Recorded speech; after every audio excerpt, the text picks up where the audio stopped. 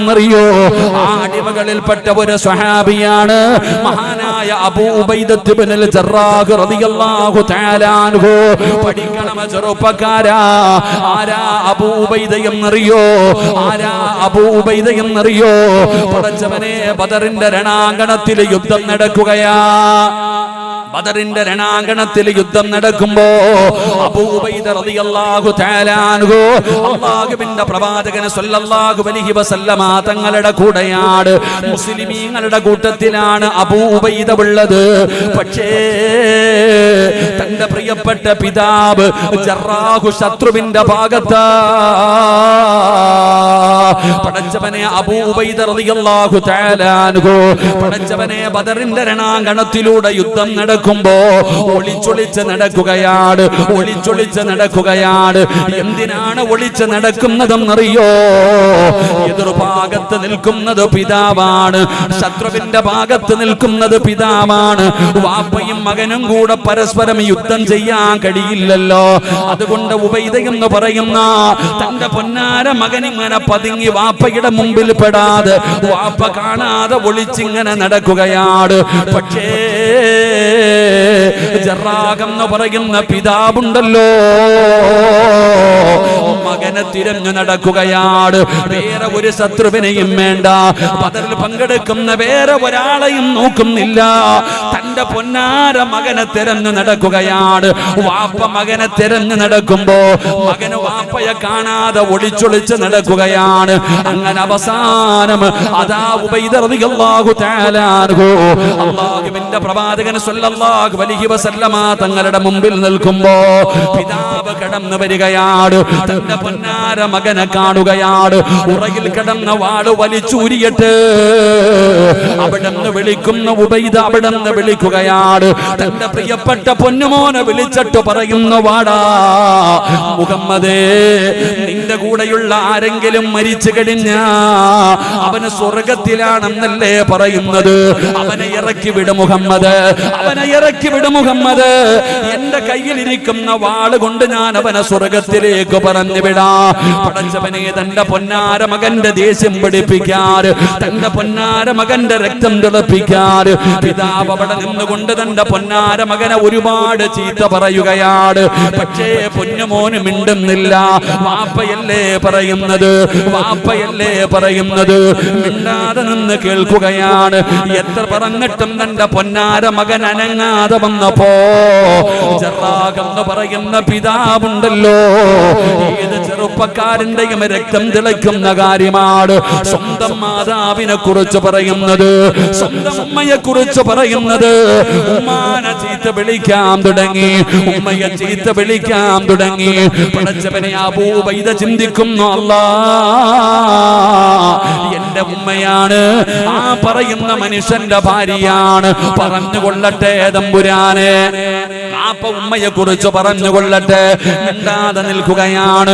പിന്നെയും പടച്ചവന്, നീ പിഴച്ചുണ്ടായവനാടാ എന്ന് പറഞ്ഞുകൊണ്ട് അല്ലാഹുവേ തന്റെ പ്രിയപ്പെട്ട പൊന്നുമകനോട് ചീത്ത പറയുകയാണ്. എന്തെല്ലാം പറഞ്ഞിട്ടും ആ സ്വഹാബി അനങ്ങുന്നില്ല. എന്തൊക്കെ പറഞ്ഞിട്ടും തന്റെ പൊന്നാര മകൻ അനങ്ങുന്നില്ല. അവസാനം ആ പിതാവിനറിയാ, ഇനി എന്റെ പൊന്നുമോൻ ഇറങ്ങണമെങ്കിൽ അവനെ പറഞ്ഞു, അവന്റെ ഉമ്മയെ പറഞ്ഞു, അവൻ ജാരസന്തതിയാണെന്ന് പറഞ്ഞു, അവന് വഴിപിഴച്ചുണ്ടായതാണെന്ന് പറഞ്ഞു.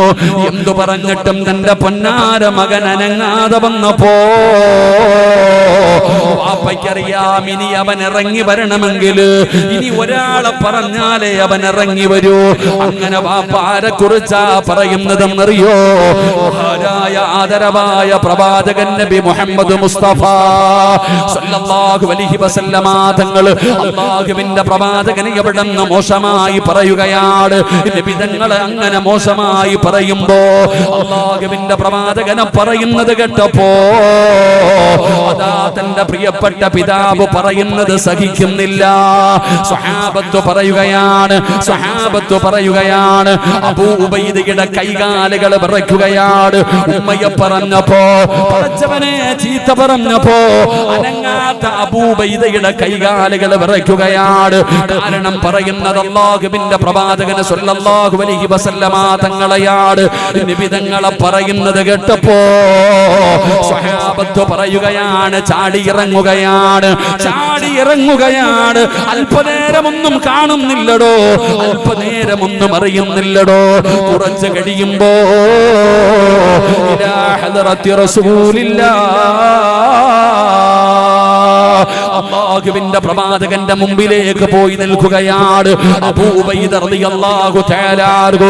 അതാ പടച്ചവനെ തന്റെ പ്രിയപ്പെട്ട പിതാവിന്റെ തലയുമായി അല്ലാഹുവിന്റെ പ്രവാചകന്റെ മുമ്പിൽ ചെന്ന് സലാം പറയുമ്പോ അല്ലാഹുവിന്റെ റസൂൽ മടക്കുന്നില്ല, നിബിതങ്ങൾ മിണ്ടുന്നില്ല. കാരണം പിതാവിന്റെ തലയെടുത്ത് കൊണ്ടുവന്ന് നിൽക്കുകയാണ്. പടച്ചവനെ പിതാവിന്റെ തലയെടുത്ത് കൊണ്ടുവന്ന് നിൽക്കുകയാണ്. നിബിതങ്ങളൊന്നും മിണ്ടുന്നില്ല. പിതാവല്ലേ പടച്ചവന്, സ്വന്തം ഉപ്പയല്ലേ പടച്ചവന്. അങ്ങനെ അതാ സ്വന്തം പിതാവിനെ കൊല്ലാൻ അല്ലാഹുവിന്റെ ദീൻ പഠിപ്പിക്കുന്നില്ലല്ലോ പടച്ചവനെ. അങ്ങനെ പലരും പറയുന്നത് ഇസ്ലാം വളർന്നത് വളവാളുകൊണ്ടാണ്. അല്ലാഹുവിന്റെ ദീൻ പടച്ചവനെ അതാ പിതാവിന്റെ തലയെടുത്ത് ഒരു നിമിഷം നിബിതങ്ങളെ കുറിച്ച് പറയുന്നത് കേട്ടപ്പോ ഒരു നിമിഷം പതറിപ്പോയടോ, പിടിച്ചു നിൽക്കാൻ കഴിഞ്ഞില്ലടോ. അങ്ങനെ ഉപ്പയുടെ തലയെടുത്ത് കൊണ്ടുവന്ന സ്വഹാബി അല്ലാഹുവിന്റെ പ്രവാചകന്റെ ചാരത്ത് നിന്ന് സലാം പറയുകയാണ്. നിബിതങ്ങളെ തലതിരിക്കുകയാണ്. ഒരു വട്ടം പറഞ്ഞു, രണ്ട് വട്ടം പറഞ്ഞു, മൂന്ന് വട്ടം പറഞ്ഞു. എന്നിട്ടും അല്ലാഹുവിന്റെ പ്രവാചകൻ സ്വല്ലല്ലാഹു അലൈഹി വസല്ലമ തങ്ങൾ അവിടുന്ന് സലാം അടക്കുന്നില്ല. ആ സ്വഹാബിക്ക് എന്ത് ചെയ്യണമെന്നറിയില്ല. വല്ലാതെ സങ്കടപ്പെടുകയാ, വല്ലാതെ പ്രയാസപ്പെടുകയാ. അങ്ങനെ സങ്കടത്തോടെ നിൽക്കുമ്പോ അതാ വരുന്ന മുഖറബുൽ അംലാഖു മലക്കു ജിബ്രീൽ അലൈഹിസ്സലാം ഇറങ്ങി വരികയാണ്. എന്നിട്ട് പറയുകയാ, ലാ തജിദു ഖൗമൻ യുഅ്മിനൂന ബില്ലാഹി വൽ യൗമിൽ ആഖിർ യുവാദൂന മൻ الله ورسوله ولو كانوا آباءهم أو أبناءهم أو إخوانهم أو عشيرتهم أولئك كتب في قلوبهم അല്ലാഹുവിന്റെ വിശുദ്ധമായ ഖുർആൻ ആടിമയെ കുറിച്ച് പറഞ്ഞു കൊടുക്കുകയാണ്. ആടിമയെ സമാധാനിപ്പിക്കുകയാണ്. എന്റെ പ്രിയപ്പെട്ട സഹോദരങ്ങള്, അല്ലാഹുവിന്റെ വിശുദ്ധമായ ഖുർആൻ ഇവിടെന്ന് പറയുകയാ. എന്തിനാണ് ഞാൻ ഈ ചരിത്രം പറഞ്ഞതെന്നറിയോ? വാപ്പയുടെ തല വെട്ടാനല്ല, ശത്രുവിന്റെ തല മുറിക്കാനല്ല, വാളുകൊണ്ട് പരിശുദ്ധമായ ദീനിനെ വളർത്താനല്ല. അല്ലാഹുവിന്റെ ദീനിന്റെ നിയമം എന്തെന്നറിയോ? കൊലപാതകം എത്ര വലിയ പാപമാണെന്നറിയോ? പടച്ചവനെ, ഒരു മനുഷ്യനെ കൊല്ലുന്നത് ലോകത്തുള്ള സർവരെയും കൊല്ലുന്നതിന് തുല്യമാണെന്ന് പഠിപ്പിച്ച മതമാ. പിന്നെ എന്തിനാണ് ഞാനിത് പറഞ്ഞതെന്നറിയോ? അല്ലാഹുവിന് ചില അടിമകളുണ്ടോ.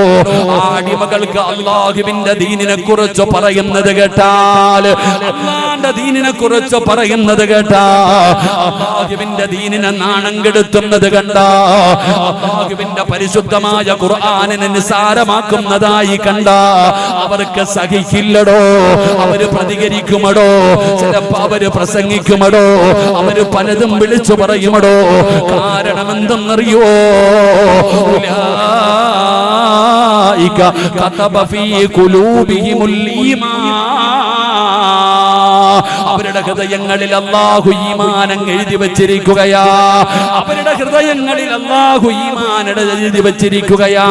അതുകൊണ്ടാണ് പലത് കാണുമ്പോഴും പല തെറ്റുകൾ ചെയ്യുമ്പോഴും മുഖം നോക്കാതെ വിളിച്ചു പറയുന്നത്. അത് ആലിം ചെയ്താലും, അത് ഹാജിയാര് ചെയ്താലും, അത് പള്ളിയിലെ ഇമാമു ചെയ്താലും, പടച്ചവനെ അല്ലാഹുവിന്റെ ദീനിനെ മോശമാക്കുന്ന രീതിയിൽ പലതും നടക്കുന്നത് കാണുമ്പോ വിളിച്ചു പറയാറുണ്ടല്ലോ. എന്തിനാ ഇങ്ങനെയൊക്കെ വിളിച്ചു പറയുന്നത്? അവര് മിണ്ടാതെ നടക്കുന്നല്ലോ. അവരും ആലിമീങ്ങളല്ലേ, അവരും തങ്ങന്മാരല്ലേ, അവരും സയ്യിദന്മാരല്ലേ? എന്തേ നിങ്ങൾ മിണ്ടാതെ നടക്കുന്നത്? നിങ്ങൾ മാത്രം എന്തിനാണ് വിളിച്ചു പറയുന്നത്? സഹോദരാ, ആ വിളിച്ചു പറയാനുള്ള കാരണം എന്തെന്നറിയുമോ? ഉലൈക കതബ ഫീ ഖുലൂബിഹിമുൽ ഈമാൻ. അവരുടെ ഹൃദയത്തിൽ ഈമാൻ എഴുതി വച്ചിരിക്കുകയാ. അവരുടെ ഹൃദയത്തിന്റെ അകത്ത് അല്ലാഹു ഈമാൻ എഴുതി വച്ചിരിക്കുകയാണ്. അതുകൊണ്ടാണ് തെറ്റുകൾ കാണുമ്പോ പറയുന്നത്. അതുകൊണ്ടാണ് തെറ്റുകൾ കാണുമ്പോ പറയുന്നത്. അതാര് ചെയ്താലും പറയുമടോ. എന്റെ പ്രിയപ്പെട്ടവരെ, ഇന്ന് വല്ലാത്ത കാലഘട്ടത്തിലാ ജീവിക്കുന്നത്. അനാചാരങ്ങൾ നിറഞ്ഞുകൊണ്ടിരിക്കുകയാണ്. എവിടെ നോക്കിയാലും ഈ സമുദായത്തെ ഈ അനുയായികൾ തന്നെ നാണം കെടുത്തുകയാണ്. എന്തൊക്കെ പേക്കൂത്തുകളാണ്. ഇന്ന് വിവാഹത്തിന്റെ വേദികളിൽ നടക്കുന്നത് എന്താണ്? തെറ്റുതിരുത്താൻ ആളില്ലാതെ പോകുന്നടോ. തെറ്റുതിരുത്താൻ ആളില്ലാതെ പോകുന്നടോ. ഇന്ന് നിക്കാഹൊന്നും വേണ്ടല്ലോ. ഇന്ന് നിക്കാഹൊന്നും വേണ്ടല്ലോ. പടച്ചവനെ, നിക്കാഹൊക്കെ ഏറ്റവും അവസാനം നടക്കുന്ന ഒരു ചടങ്ങായി മാറുകയാണ്. പടച്ചവനെ, അതിനു മുമ്പ് തന്നെ എന്തെല്ലാം അനാചാരങ്ങൾ നടക്കുന്നു, എന്തൊക്കെ വൃത്തികേടുകൾ നടക്കുന്നു. എന്റെ പ്രിയപ്പെട്ട സഹോദരാ, തിരുത്താൻ ആരുമില്ലാതെ പോകുന്നടോ. തിരുത്താൻ ആരുമില്ലാതെ പോകുന്നടോ. എന്റെ പ്രിയപ്പെട്ടവരെ, ഏത് കുടുംബത്തിലും ഒരു കാരണവനുണ്ടാകും. ഏത് കുടുംബത്തിലും ഒരു കാരണവനുണ്ടാകും. ഇതുപോലെ അനാചാരങ്ങൾ നടക്കുന്ന, ആർഭാട വിവാഹങ്ങൾ നടക്കുന്ന, അല്ലാഹുവേ, പള്ളിയിലെ ഖതീബിനെ ഉസ്താദന്മാരെ കൊണ്ട് നിക്കാഹ് നടത്തും, തങ്ങന്മാരെ കൊണ്ട് നിക്കാഹ് നടത്തും. എന്നിട്ട് ആഡിറ്റോറിയത്തിന്റെ അകത്ത് നടക്കുന്ന പേക്കൂത്തുകൾ പറയാൻ കഴിയുന്നതല്ല. ആ ഉസ്താദ് പോലും സങ്കടപ്പെട്ടു പോകുന്ന, ആ നിക്കാഹ് നടത്തിയ തങ്ങൾ പോലും സങ്കടപ്പെട്ടു പോകുന്ന ദയനീയമായ അവസ്ഥയിലൂടെ ഈ സമുദായം കടന്നു പോകുമ്പോ, സഹോദരാ, ഏറ്റവും വലിയ സങ്കടം എന്തെന്നറിയോ? ഒരാളെങ്കിലും തിരുത്താൻ കാണുമടോ. ഏത് വീട്ടിലും ഒരാളെങ്കിലും കാണുമടോ. എന്നാൽ അങ്ങനെ ഒരു കാരണവന്, ഒരു വാപ്പയോ ഒരു ഉമ്മയോ ഇന്നത്തെ വീടുകളിന്റെ അകത്തില്ലാതെ പോകുന്നു. ഇന്നത്തെ കുടുംബങ്ങളിൽ ഇല്ലാതെ പോകുന്നു. പടച്ചവനെ, ഉള്ളവര് തിരുത്തുന്നില്ല. ഉള്ളവര് തിരുത്തുന്നില്ല. കാരണം പ്രായമുള്ള വാപ്പയോട് ചോദിക്കുന്നു, നിന്റെ മക്കളല്ലേ ഇത് കാണിക്കുന്നത്? നിന്റെ കൊച്ചുമക്കളല്ലേ ഇത് കാണിക്കുന്നത്? വാപ്പമാര് പറയുന്ന മറുപടി എന്തെന്നറിയോ? ഇന്ന് നിക്കാഹൊക്കെ ആർക്ക് വേണം? ഇന്ന് നിക്കാഹ് ഒന്നുമില്ല. നിക്കാഹൊക്കെ ഏറ്റവും അവസാനമാണ് നിക്കാഹ്. എല്ലാം കഴിഞ്ഞിട്ട് അത് നാട്ടുകാരെ ബോധിപ്പിക്കാൻ എന്റെ പ്രിയപ്പെട്ടവരെ, തങ്ങന്മാരെ കൊണ്ടുവരും, സയ്യിദന്മാരെ കൊണ്ടുവരും, ഖതീബിനെ കൊണ്ടുവന്ന് നിക്കാഹ് നടത്തും. നിക്കാഹ് നടത്തിയിട്ട് അവരെ അങ്ങോട്ട് കൈമടക്കം കൊടുത്ത് വണ്ടി കയറ്റി വിട്ടുകഴിഞ്ഞാൽ അള്ളാഹു നമ്മളെ കാത്തുരക്ഷിക്കുമാറാകട്ടെ. ഈ സമുദായത്തിന് നാണക്കേടുണ്ടാക്കുന്ന രീതിയിൽ, ദീനിനെ വളരെ മോശമാക്കുന്ന രീതിയിൽ. ഞാൻ ചോദിക്കുന്നത്, ആ തെറ്റ് കണ്ട തിരുത്താൻ ഒരാള് പോലും, ഹൃദയത്തിന്റെ അകത്ത് അള്ളാഹു ഈമാൻ എഴുതി വെച്ച ഒരാള് പോലും ആ കുടുംബത്തിൽ ഇല്ലാതെ പോകുന്നു. വാപ്പയോട് ചോദിച്ചാ പറയും, ഉസ്താദെ, ഞാൻ പറഞ്ഞാൽ അവരനുസരിക്കില്ല. ഇന്നെല്ലാരും ചെയ്യുന്നതല്ലേ, ഇന്നെല്ലാരും കാണിക്കുന്നതല്ലേ? ഞാൻ പറഞ്ഞാൽ അവരനുസരിക്കുന്നില്ല. വാപ്പ, നിനക്കൊരു ബാധ്യതയുണ്ടല്ലോ, നീ എന്താ ചിന്തിക്കാത്തെ? കാരണവൻ എന്ന് പറഞ്ഞാൽ ആരാ? പ്രായമുള്ള ആളെന്ന് പറഞ്ഞാൽ ആരാ? പ്രായമുള്ള ആൾക്ക് അല്ലാഹു ഒരു പ്രത്യേക സ്ഥാനം കൊടുത്തിട്ടുണ്ട്. അതിന് തങ്ങളോ ആലിമോ പണ്ഡിതനോ മഹാനോ ആകണമെന്നില്ല. ഈ പ്രായമുള്ള ഒരു മനുഷ്യൻ എന്ന് പറയുന്നത് അല്ലാഹു കൊടുത്തിരിക്കുന്ന ഒരു സ്ഥാനമുണ്ട് നിനക്ക്. നമ്മുടെ കുടുംബത്തിൽ കാരണവന്മാരുണ്ടല്ലോ, ഈ ഇരിക്കണ പ്രായമുള്ള. ഞാൻ ചോദിക്കട്ടെ, പണ്ട് കുറെ വർഷങ്ങൾക്ക് മുമ്പ് പ്രായമുള്ളവരുടെ മുമ്പിലൂടെ മുണ്ടുമടക്കി കുത്തി നമ്മൾ നടക്കൂല. പ്രായമുള്ളവരുടെ മുമ്പിൽ നിന്ന് വീടി വലിക്കൂല. പ്രായമുള്ളവരെ കാണുമ്പോൾ എഴുന്നേറ്റ് നിൽക്കുന്ന ഒരു കാലമുണ്ടായിരുന്നു. അള്ളാഹു നമുക്ക് ഈമാൻ നൽകുമാറാകട്ടെ. അള്ളാഹ് ഈമാൻ നൽകുമാറാകട്ടെ. പ്രായമുള്ള, അത് തങ്ങള പാണക്കാട്ട് തങ്ങന്മാരാണോ, അല്ലെങ്കിൽ ഏതെങ്കിലും നേതാക്കന്മാരാണോ, ആലിമ്യങ്ങളാണോ? അല്ല. ചില ഉപ്പാനെ കണ്ട എഴുന്നേക്കൂടോ? അത് ഇന്നും അങ്ങനെ തന്നെ. ചിലരുടെ താടിയും തഴമ്പും അവരുടെ ഒരു ഇത് കണ്ട ചിലപ്പോൾ അറിയാതെ എഴുന്നേറ്റ് ഓടിച്ചെന്ന് കൈ പിടിച്ചിട്ട് പറയും, പൊരുത്തപ്പെടണം, ദുആ ചെയ്യണം. അത് അല്ലാഹു കൊടുത്തിരിക്കുന്ന ഒരു സ്ഥാനമാണ്. പ്രായമുള്ളവർക്ക് ഒരു സ്ഥാനമുണ്ട്. എന്താ സ്ഥാനം? വാപ്പ, തെറ്റ് തിരുത്തേണ്ട ഉത്തരവാദിത്തം ഉസ്താദിന് മാത്രമുള്ളതല്ല, നിനക്കുണ്ട്. ഒരു തെറ്റ് നടക്കുന്നത് കണ്ടാൽ ആ തെറ്റ് തിരുത്താനുള്ള ബാധ്യത നിനക്കുണ്ട്. നീ ചിലപ്പോ പോയിട്ട് നിന്റെ മക്കളും നിന്റെ കൊച്ചുമക്കളും കൂടെ ഉടുതുണി ഊളി ഉരിഞ്ഞിട്ട് ആടുന്നത് കാണുമ്പോ പോയിട്ട് തെറ്റാന്ന് പറഞ്ഞ നിന്നെ ചിലപ്പോ അവിടെ നാട്ടിയിറക്കും, നിന്നെ പരിഹസിക്കും. പരിഹസിക്കട്ടെ, അതങ്ങനെ തന്നെ കണ്ടാ മതി. നിന്നെ കളിയാക്കും, നിന്നെ വേദനിപ്പിക്കും, ചിലപ്പോ നിന്നെ ഒറ്റപ്പെടുത്തും. വലിയ തങ്ങൾ വന്നിരിക്കുക എന്ന് പറഞ്ഞിട്ട് നിന്നെ പരിഹസിക്കും. എന്നാ നിനക്കല്ല തരുന്ന പ്രതിഫലം അറിയോ? പറയാതിരുന്ന ശിക്ഷ, പറഞ്ഞ പ്രതിഫലം. അള്ളാഹു നമുക്ക് ഈമാൻ നൽകുമാറാകട്ടെ. ഉറക്കപ്പറല്ല ഈമാൻ നൽകുമാറാകട്ടെ. നിന്റെ കുടുംബത്തിൽ വൃത്തികേട് നടക്കുന്ന സമയം നീ മിണ്ടാതെ ഇരുന്ന അതിന് വേറെയാ, അതിന് വലിയ ശിക്ഷയാ.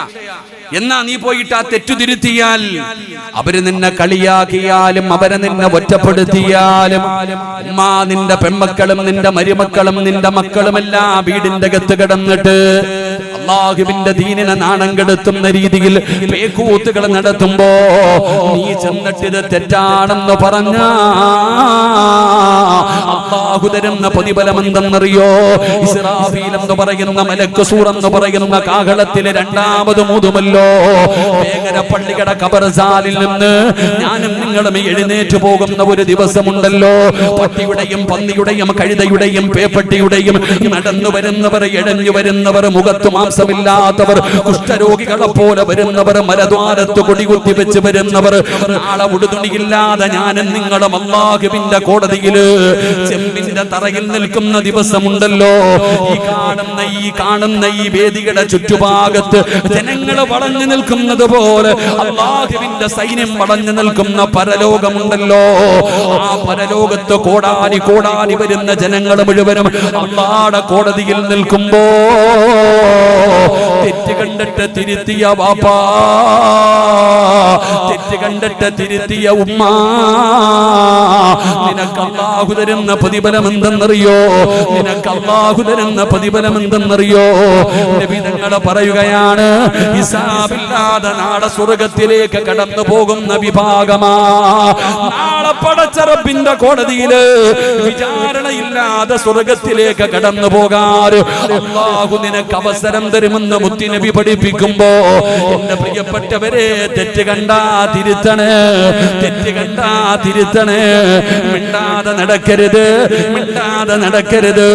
അല്ലാഹുവിന്റെ പരിശുദ്ധമായ ഖുർആൻ പറയുകയാ, അത് ഹൃദയത്തിന്റെ അകത്ത് ഈമാനുള്ളവർക്കുണ്ടാകുന്ന ഒരു യോഗ്യതയാണ്.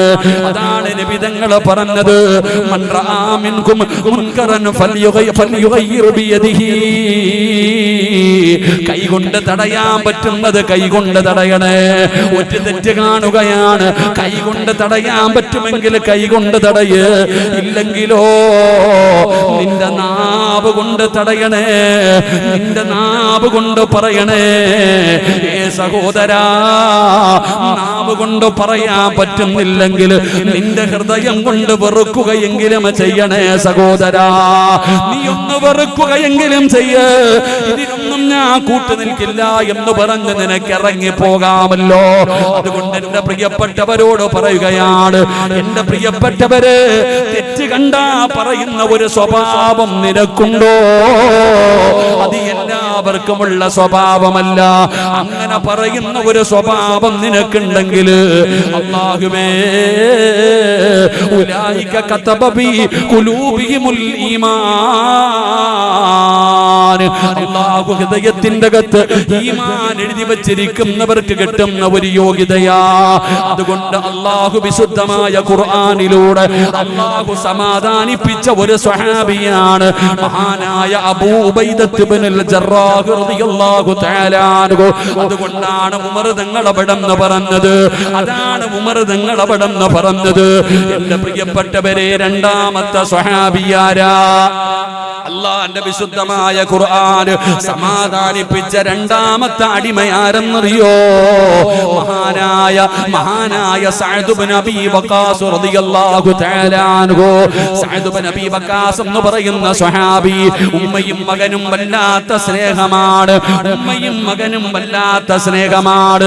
പടച്ചവനെ, സഅദ് ഇബ്നു അബീ വഖാസ് റളിയല്ലാഹു തആല അൻഹു അല്ലാഹുവിന്റെ പ്രവാചകൻ സ്വല്ലല്ലാഹു അലൈഹി വസല്ലമ തങ്ങളെ കുറിച്ച് കേൾക്കുക കൊടുക്കുകയാണ്.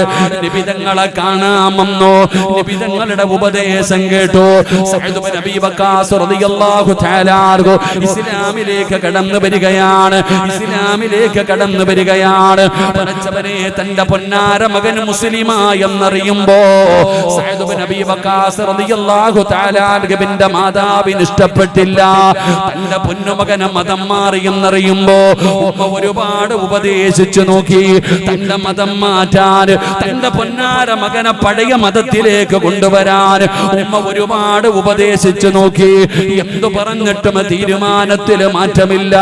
എന്തു പറഞ്ഞിട്ടും തീരുമാനത്തിൽ മാറ്റമില്ല. സഅദ് ഇബ്നു അബീ വഖാസ് റളിയല്ലാഹു തആല അൻഹുവിന്റെ മാതാവ് വല്ലാത്ത ദേഷ്യമുള്ള ഒരു സഹോദരിയാണ്.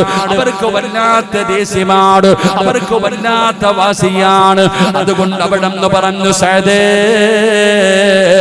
നീ മതം മാറാതെ നിന്റെ ഉമ്മ ഇനി ഭക്ഷണം കഴിക്കൂല. നീ മതം മാറാതെ ഇനി നിന്റെ ഉമ്മ ഭക്ഷണം കഴിക്കൂല. ഇനി ഞാൻ വെള്ളം കുടിക്കൂല. മരിക്കുന്നതുവരെ ഞാൻ പട്ടിണി കിടക്കും. മരിക്കുന്നതുവരെ ഞാൻ പട്ടിണി കിടക്കും. ഞാനെങ്ങാണം മരിച്ചുപോയാ സഅദേ എല്ലാവരും നിന്നെ വിളിക്കും ഉമ്മയെ കൊന്നവന്, ഉമ്മയെ കൊന്നവന് എന്ന് നാട്ടുകാർ മുഴുവനും നിന്നെ വിളിക്കുമടാ സഅദേ.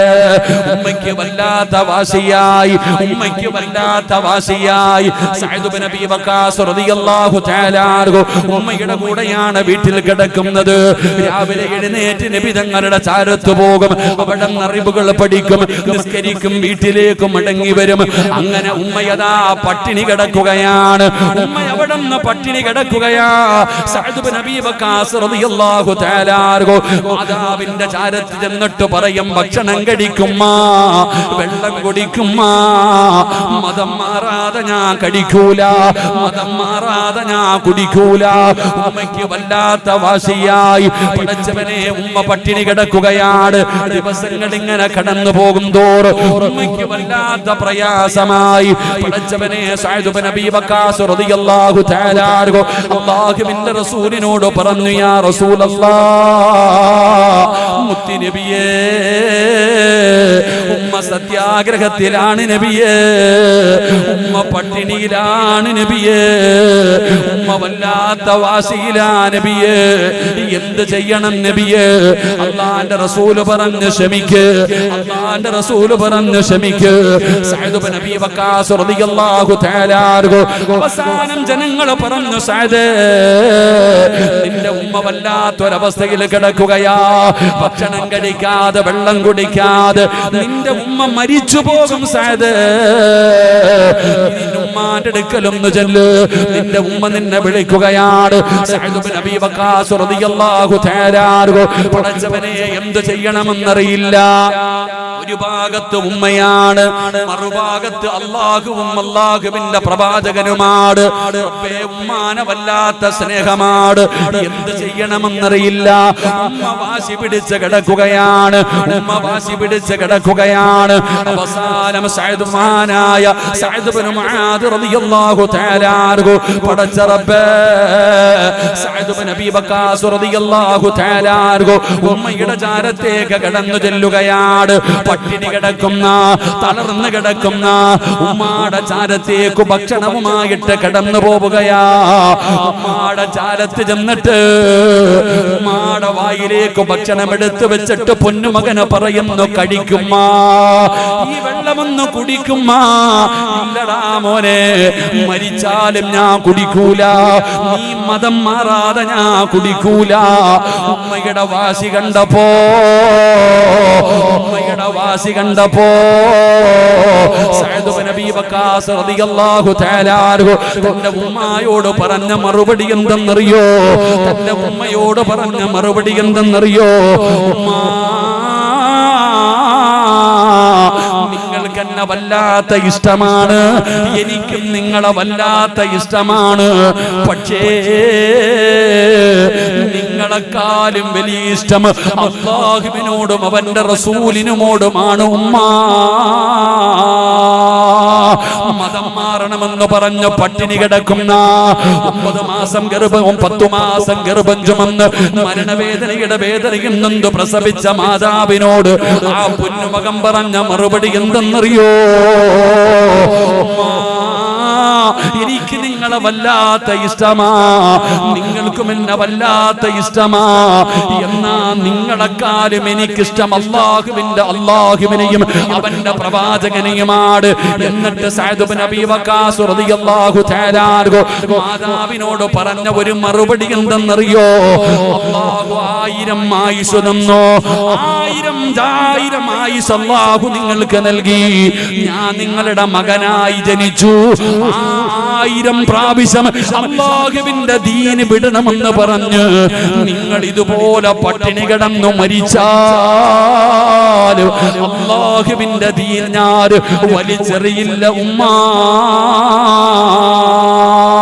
സഅദ് ഇബ്നു അബീ വഖാസ് റളിയല്ലാഹു തആല അൻഹു ഉമ്മയോട് പറയുകയാണ്, 1000 ജന്മമുണ്ടായി, 1000 ജന്മത്തിലും ഞാൻ നിങ്ങളുടെ മകനായി, 1000 ജന്മത്തിലും നിങ്ങളുടെ മകനായി. അല്ലാഹുവിന്റെ ദീൻ, അല്ലാഹുവിന്റെ ദീന്, പരിശുദ്ധമായ ദീനിലേക്ക് കടന്നു വന്നതിന്റെ പേരിൽ നിങ്ങൾ ഇതുപോലെ സത്യാഗ്രഹം കടന്ന് എന്റെ മുമ്പിൽ കടന്നു മരിച്ചാലും അല്ലാഹുവിന്റെ ദീൻ ഞാൻ വലിച്ചെറിയൂല. റബ്ബേ, ഉമ്മയ്ക്ക് മനസ്സിലായി തന്റെ പൊന്നാര മകന്റെ വിശ്വാസം എന്താണെന്ന്. ആ സഅദ് ഇബ്നു മുആദ് എന്ന് പറയുന്ന ആ സ്വഹാബി സഅദ് ഇബ്നു അബീ വഖാസ് റളിയല്ലാഹു തആല അൻഹു, ആ സ്വഹാബിയുടെ വിശ്വാസം എന്താണെന്ന് ഉമ്മയ്ക്ക് മനസ്സിലായി. ഉമ്മ പരാജയപ്പെടുകയാണ്, ഉമ്മ പരാജയപ്പെടുകയാണ്. പടച്ച റബ്ബേ, അപ്പോഴാണ് അല്ലാഹുവിന്റെ വിശുദ്ധമായ ഖുർആൻ അതാ വരുന്ന മുഖറബുൽ അംലാഖു മലക്ക് ജിബ്രീൽ അലൈഹിസ്സലാം ഇറങ്ങി വരികയാണ്. എന്റെ പ്രിയപ്പെട്ടവരെ, ജിബ്രീൽ അലൈഹിസ്സലാം ഇറങ്ങി വന്നിട്ട് അല്ലാഹുവിന്റെ വിശുദ്ധമായ ഖുർആനിൽ ആയത്ത് ഇറങ്ങുകയാണ്. വഇൻ ജാഹദാക അലാ അൻ തുശ്രിക ബിഹി മാ ലൈസ ലക ബിഹി ഇൽമുൻ വലാ തുതിഉഹുമാ വസാഹിബുമാ ഫിദ്ദുനിയാ മഅറൂഫാ. എന്റെ പ്രിയപ്പെട്ടവരെ, മാതാപിതാക്കൾ പറയുന്നതനുസരിക്കണമെന്നാണ്, മാതാപിതാക്കൾ പറയുന്നതനുസരിക്കണമെന്നാണ്. പക്ഷേ ആ പറയുന്നത് അല്ലാഹുവിന്റെ ദീനിനെതിരാണോ? അല്ലാഹുവിന്റെ ദീനിനെതിരാണോ? അനുസരിക്കണ്ടടാ ചെറുപ്പക്കാരാ. അല്ലാഹുവിന്റെ ദീനിനെതിരെ പ്രവർത്തിക്കാൻ നിന്റെ വാപ്പയാണ് പറയുന്നതെങ്കിലും നിന്റെ ഉമ്മയാണ് പറയുന്നതെങ്കിലും അനുസരിക്കണ്ട എന്ന് വിശുദ്ധമായ ഖുർആൻ.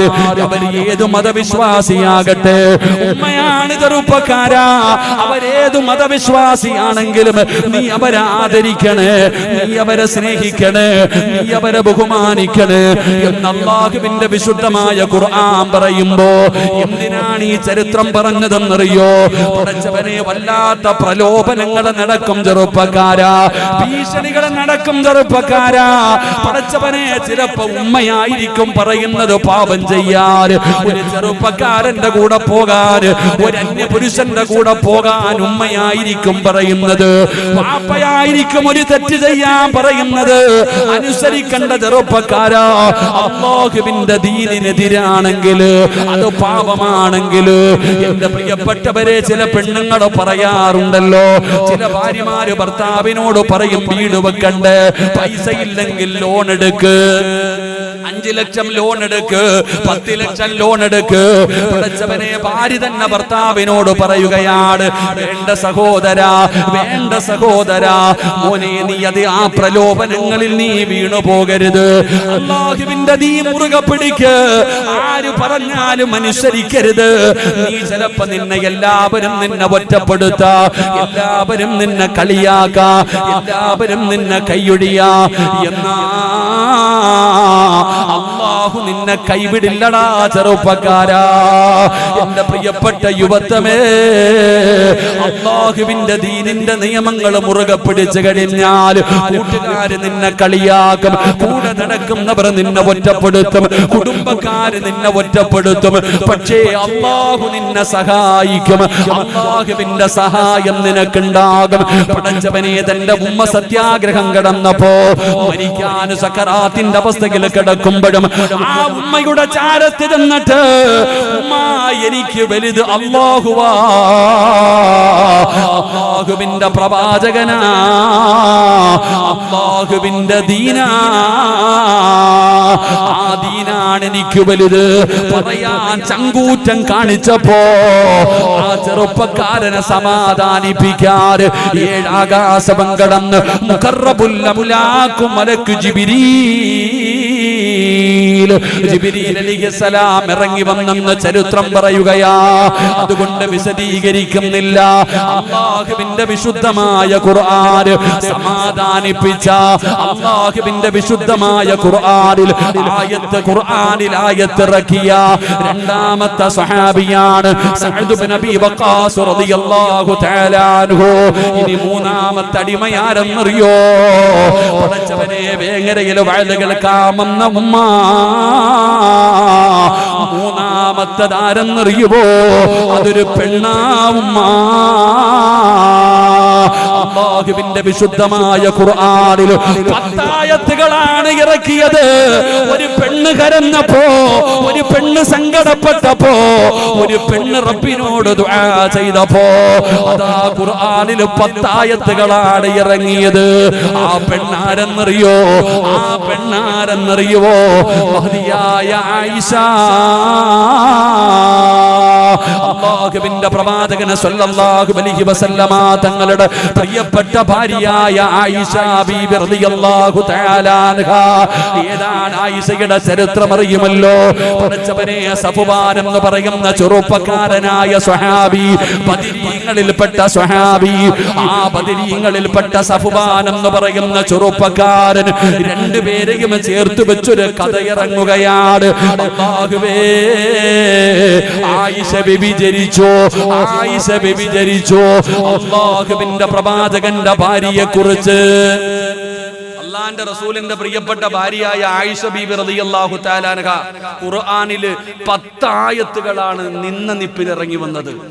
എന്റെ പ്രിയപ്പെട്ട സഹോദരങ്ങൾ, ആയിഷ ഒന്ന് കരഞ്ഞപ്പോ, ആയിഷ ബീബി റളിയല്ലാഹു തആല അൻഹ ഒന്ന് സങ്കടപ്പെട്ടപ്പോ ഖുർആനിൽ നിന്ന് ആയത്തിറക്കിയിട്ട് അല്ലാഹു നിരപരാധിത്വം തെളിയിച്ചു. നമുക്ക് ചരിത്രമറിയാം. മുഅ്തത്ത് യുദ്ധം കഴിഞ്ഞു മടങ്ങി വരുന്ന രംഗം. ആയിഷ ബീബി റളിയല്ലാഹു തആല അൻഹ മലമൂത്ര വിസർജനം നടത്തുന്നതിന് വേണ്ടി പോയി. ആയിഷ ബീബി റളിയല്ലാഹു തആല അൻഹ തന്റെ ആവശ്യ പൂർത്തീകരണമെല്ലാം കഴിഞ്ഞു വന്നിട്ട് എന്റെ പ്രിയപ്പെട്ടവരെ തന്റെ ഒട്ടകക്കട്ടിലിന്റെ മുകളിലേക്ക് കയറി. അങ്ങനെ ആണുങ്ങൾ എല്ലാവരും അവരുടെ ആവശ്യങ്ങൾക്ക് പോയി. അപ്പോഴാണ് ആയിഷ മനസ്സിലാക്കുന്നത് തന്റെ കഴുത്തിൽ കിടന്ന മാല കാണുന്നില്ല. ആയിഷ ബീബി റളിയല്ലാഹു തആല അൻഹയ്ക്ക് മനസ്സിലായി പോയ സ്ഥലത്ത് നഷ്ടപ്പെട്ടതാ. അതുകൊണ്ട് ഒട്ടകക്കട്ടിലിന്റെ പുറത്തേക്ക് തലയിട്ട് നോക്കി, നബിതങ്ങളെ കാണുന്നില്ല, സഹാബത്തിനെ കാണുന്നില്ല. അപ്പൊ ആയിഷ ബീബി വിചാരിച്ചു ഓടിച്ചെന്നെടുത്തുകൊണ്ടുവരാം. ആയിഷ ബീബി മാല തിരഞ്ഞിറങ്ങിപ്പോയി. എന്റെ പ്രിയപ്പെട്ടവരെ, ആയിഷ ബീബി വാഹനത്തിന്റെ അകത്ത് കയറുന്നത് കണ്ടത് കാരണം ഒട്ടകക്കട്ടിലെടുത്ത് എന്റെ പ്രിയപ്പെട്ടവരെ മുകളിൽ വെച്ചുകൊണ്ട്, ആയിഷ ബീവിക്ക് വലിയ ആരോഗ്യമൊന്നുമില്ല, ചെറിയ പെൺകുട്ടിയാ, അതുകൊണ്ട് അതിനകത്തുണ്ടോ എന്നറിയില്ല, എല്ലാരും ഉണ്ടെന്നുള്ള ധാരണയിൽ അതെടുത്ത് മുകളിൽ വെച്ച് വാഹനം പോയി. ആയിഷ ബീബി റളിയല്ലാഹു തആല അൻഹ മാലയുമായിട്ട് തിരിച്ചു വരുമ്പോ സുബ്ഹാനല്ലാഹ്, നബിതങ്ങളെയും സഹാബത്തിനെയും കാണാനില്ല. എന്ത് ചെയ്യണമെന്നറിയില്ല, ഒരു ചെറിയ പെൺകുട്ടിയാ. ആയിഷ ബീബി റളിയല്ലാഹു തആല അൻഹ വഴിയോരത്തിരുന്ന് കരയാൻ തുടങ്ങി. ആയിഷ ബീബി റളിയല്ലാഹു തആല അൻഹ വഴിയോരത്തിരുന്ന് കരയാൻ തുടങ്ങി. അപ്പോഴാണ് സഫ്വാൻ എന്ന് പറയുന്ന ബദരീങ്ങളിൽപ്പെട്ട സ്വഹാബി വരുന്നത്. തന്റെ ഒട്ടകപ്പുറത്ത് ആ സഹാബി കടന്നു വരുന്നുണ്ട്. ആ സഹാബി ഏറ്റവും പുറകിൽ താമസിച്ചു വരാനുള്ള കാരണം പറയുന്നത്, കളഞ്ഞു പോകുന്ന വസ്തുക്കൾ എടുത്തുകൊണ്ടുവരാൻ, യാത്രക്കാരാണ് എന്തെങ്കിലും നഷ്ടപ്പെട്ടു പോയാൽ അത് എടുത്തുകൊണ്ടുവരാൻ നബിതങ്ങൾ ഏറ്റവും പുറകിൽ വരാൻ പറഞ്ഞ സഹാബി. ഈ സഹാബി നോക്കുമ്പോൾ ഒരു ചെറിയ പെണ്ണ് വഴിയോരത്തിരുന്ന് കരയുന്നു. ആരാരുമില്ലാത്ത വഴിയോരത്തിരുന്ന് കരയുന്നു. മഹാനായ സഫ്വാൻ റളിയല്ലാഹു തആല അൻഹു ചോദിച്ചു, ആരാ നിങ്ങൾ? ആരാ ഇരുന്ന് കരയുന്നല്ലോ, നിങ്ങൾ ആരാ? അവിടെ നിന്ന് പറഞ്ഞു, ആയിഷ, ഉമ്മഹാത്തുൽ മുഅ്മിനീൻ മഹദി ആയിഷ ബീബി റളിയല്ലാഹു തആല അൻഹ, അല്ലാഹുവിന്റെ റസൂലിന്റെ പ്രിയപ്പെട്ട ഭാര്യയായ ആയിഷയാ ഞാൻ. അള്ളാന്റെ റസൂലിന്റെ പ്രിയപ്പെട്ട ഭാര്യയായ ആയിഷ സഫ്വാൻ തങ്ങൾ പറയുന്നുണ്ട്, ഇന്നാലില്ല. ആയിഷയോ ചാടി ഇറങ്ങിയിട്ട് പറഞ്ഞു, ഉമ്മ ഈ വാഹനത്തിന്റെ മുകളിൽ കയറ്, ഞാൻ മുമ്പിൽ നടക്കാം, ഉമ്മ ഈ വാഹനത്തിൽ കയറ്. അവസാനം വേറെ വഴിയില്ലാതെ ആയിഷ ബീബി റളിയല്ലാഹു തആല വാഹനത്തിന്റെ മുകളിൽ കയറി യാത്ര തുടർന്നു. നബിതങ്ങളും സ്വഹാബത്തും ഒരുപാട് സഞ്ചരിച്ച് അവസാനം അവർ തമ്പിലേക്ക് ചെല്ലുമ്പോഴാണ് ആയിഷ ബീബി ഇല്ലെന്ന് മനസ്സിലാകുന്നത്. ഒരുപാട് സഞ്ചരിച്ച മണിക്കൂറുകൾ കഴിഞ്ഞു. രാവിലെയാകുമ്പോഴാണ് ആയിഷ ഇല്ലെന്നറിയുന്നത്. എന്റെ പ്രിയപ്പെട്ടവരെ, നബിതങ്ങളുടെ ഭാര്യയെ കുറിച്ച് കാണാതെ വന്നപ്പോ വലിയ വിഷയമായി. എല്ലാവരും വല്ലാത്ത വിഷയം, എവിടെ പോയി ആയിഷ, വലിയ ചർച്ചയായി, എല്ലാവരും അറിഞ്ഞു. അവസാനമാണ് എന്റെ പ്രിയപ്പെട്ടവരെ, സഫ്വാൻ റളിയല്ലാഹു തആല നടന്നു വരുന്നു. ആയിഷ ബീബി റളിയല്ലാഹു തആല വാഹനത്തിന്റെ മുകളിലുണ്ട്. നബിതങ്ങളുടെ മുമ്പിൽ വന്നു നടന്ന സംഭവങ്ങൾ മുഴുവനും പറഞ്ഞു കൊടുത്തു. എല്ലാം പറഞ്ഞു കൊടുത്തു കഴിഞ്ഞപ്പോൾ എല്ലാവർക്കും സമാധാനമായി. പക്ഷേ ആ സ്വഹാബത്തിന്റെ ഇടയിൽ മുനാഫിക്കീങ്ങളുടെ നേതാക്കന്മാരിൽപ്പെട്ട ഒരുത്തരുണ്ടായിരുന്നു. അവൻ പറഞ്ഞു, രണ്ടുപേർക്കും ചെറിയ പ്രായവാ, രാത്രി സഞ്ചരിച്ചു വന്നതല്ലേ, എന്തെങ്കിലുമൊക്കെ നടന്നിട്ടുണ്ടാകും. അള്ളാഹുവിന്റെ പ്രവാചകൻ സല്ലല്ലാഹു അലൈഹി വസല്ലമ തങ്ങളുടെ ഭാര്യയെ കുറിച്ച് വ്യഭിചാര ആരോപണം തുടങ്ങി. എന്റെ പ്രിയപ്പെട്ടവരെ, പിന്നെ കാട്ടുതീ പടരുന്നത് പോലെ മദീന മുഴുവനും പടർന്നു ചരിത്രം. എന്റെ പ്രിയപ്പെട്ട സഹോദരങ്ങളെ, കേട്ടവർ വിശ്വസിക്കാൻ തുടങ്ങി. കാരണം ശത്രുക്കളല്ല പറഞ്ഞത്, നബിതങ്ങളുടെ കൂടെ പോയവരാ. അള്ളാന്റെ റസൂൽ സല്ലല്ലാഹു അലൈഹി വസല്ലമ തങ്ങളുടെ കൂടെ പോയവരാ ഈ കഥ പറയാൻ തുടങ്ങിയത്. അതുകൊണ്ട് പലരും വിശ്വസിച്ചു. ബക്കറ്റ് പിരിവിന് സമയമായെന്നായിരിക്കും പേപ്പർ കൊണ്ടുവരുന്ന ഫാറൂഖ്. അല്ലാഹു ഈമാൻ നൽകുമാറാകട്ടെ. ആയിഷ ബീബി റളിയല്ലാഹു തആല അൻഹയെ കുറിച്ച് നാട് മുഴുവനും ചർച്ചയായി. എവിടെ നോക്കിയാലും ആയിഷ. നബി സല്ലല്ലാഹു അലൈഹി വസല്ലമ തങ്ങൾ അവസാനം ആരോടും മിണ്ടാതെയായി.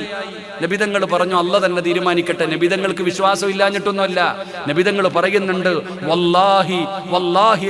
നബിതങ്ങൾ പറയുന്നുണ്ട്, ലാകിൻ വല്ലാഹി മാ അലിംതു അലാ അഹ്ലി ഇല്ലാ ഖൈറാ. പള്ളിയുടെ മിമ്പറിൽ കയറി നിന്നിട്ട് നബിതങ്ങൾ പറഞ്ഞു, എന്റെ ഭാര്യയെ കുറിച്ച് നിങ്ങളൊക്കെ പറയുന്നത് ഞാൻ കേൾക്കുന്നുണ്ട്, പക്ഷെ നിങ്ങൾ ആര് പറഞ്ഞാലും ഞാൻ വിശ്വസിക്കില്ല. കാരണം എന്റെ ഭാര്യ എനിക്കറിയാം, വല്ലാഹി സത്യം എനിക്കറിയാം. ലാകിൻ വല്ലാഹി മാ അലിംതു അലാ അഹ്ലി ഇല്ലാ ഖൈറ. ഇന്നുവരെ നല്ലതല്ലാതെ ഞാൻ ഒന്നും കണ്ടിട്ടില്ല. അതുകൊണ്ട് അല്ല തന്നെ തീരുമാനിക്കട്ടെ. നബിതങ്ങൾ മിണ്ടാതെ നടക്കാൻ തുടങ്ങി. എല്ലാരും ചർച്ചയായി, എല്ലാ സ്ഥലങ്ങളിലും ചർച്ച. ആയിഷ ബീവിക്ക് പനി പിടിച്ചു, ആഴ്ചകളോളം കടന്നു. അവസാനം ആയിഷ ഇതൊന്നും അറിയുന്നില്ല.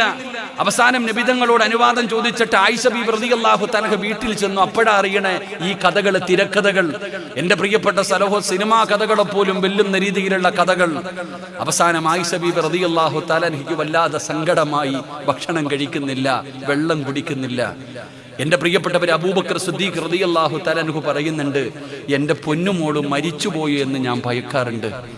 ആയിഷ ബീബി ഭക്ഷണം കഴിക്കാതെ, വെള്ളം കുടിക്കാതെ കരഞ്ഞു വീടിനകത്ത് കിടക്കുമ്പോ അബൂബക്കർ തങ്ങൾ ചെന്നിട്ട് കാലുകൊണ്ട് തന്റെ പൊന്നുമോളെ തട്ടി നോക്കും, ജീവനുണ്ടോ എന്ന്.